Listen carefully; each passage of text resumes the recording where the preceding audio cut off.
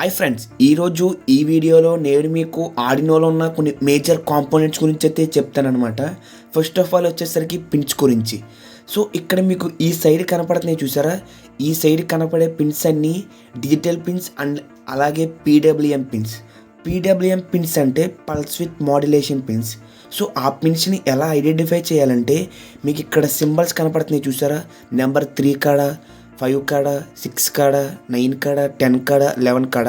So ఈ 6 pins PWM pins.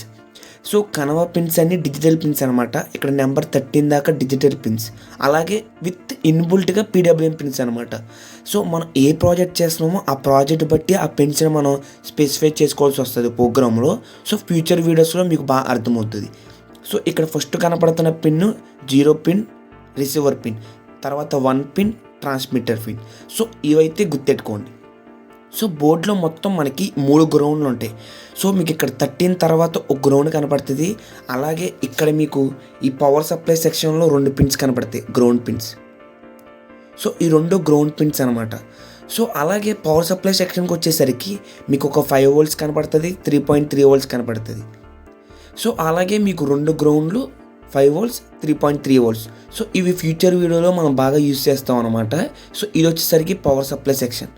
So ఇక్కడ ఇది వచ్చేసరికి డిజిటల్ సెక్షన్. సో అలాగే ఇది వచ్చేసరికి ఎన్లాగ్ సెక్షన్ అనమాట. ఎన్లాగ్లో మొత్తం మనకి 6 పిన్స్ ఉంటాయి, A0 నుంచి A5 దాకా. సో మన ప్రాసెసర్ నేమ్ వచ్చేసరికి ATmega 328 అనమాట, దీని నేమ్ వచ్చేసరికి. సో ఇది వచ్చేసరికి రీసెట్ బటన్ అనమాట. మనం ప్రోగ్రామ్ని రీసెట్ చేయాలి. ఎప్పుడన్నా అవసరం వచ్చినప్పుడు మన ప్రోగ్రామ్ ఫస్ట్ నుంచి కంటిన్యూగా ప్లే అవ్వాలంటే సో దీన్ని రీసెట్ నొక్కితే ప్రోగ్రామ్ ఫస్ట్ నుంచి స్టార్ట్ అవుతుంది అనమాట. సో మీకు ఇక్కడ ఇది కనపడుతుంది చూసారా, ఇది వచ్చేసరికి ప్రోగ్రామింగ్ కేబుల్ కనెక్ట్ చేసి దీంట్లో ప్రోగ్రామ్ ఇన్బుల్ట్గా పంపడానికి మైక్రో కంట్రోలర్లో సో ఇదైతే యూజ్ చేస్తాం అనమాట. దీనికి మనం ప్రోగ్రామింగ్ కేబుల్ కనెక్ట్ చేసి సో CPU కనెక్ట్ చేసి CPU నుంచి కోడ్ అయితే అప్లోడ్ చేస్తాం. సో ఇది వచ్చేసరికి DC పిన్ అనమాట. మనం ఎక్స్టర్నల్ పవర్ సప్లై బోర్డుకి ఇవ్వాలంటే ఈ పిన్ యూజ్ చేసి ఫ్యూచర్లో ఇస్తాం అనమాట. సో మీకు ఇది కనపడుతుంది చూసారా, ఇదే వోల్టేజ్ రెగ్యులేటర్. ఇది ఏం చేస్తుంది అంటే 5 వోల్ట్ నుంచి 3.3 వోల్ట్స్కి కన్వర్ట్ చేస్తుంది. సో ఆ 3.3 వోల్ట్స్ అవుట్పుట్టే ఇక్కడ మనం తీసుకుంటాం అనమాట. సో ఇది వచ్చేసరికి ఇక్కడ మీకు చిప్ కనపడుతుంది కదా, ఆ చిప్ వచ్చేసరికి ఏంటంటే ఆ చిప్పు ESB డేటాని సీరియల్ డేటాగా మార్చుతుంది.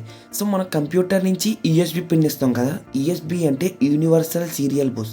సో ఆ డేటాని మైక్రో కంట్రోలర్ అప్లోడ్ చేస్తున్నప్పుడు సీరియల్ డేటా కింద మార్చుతుంది అనమాట.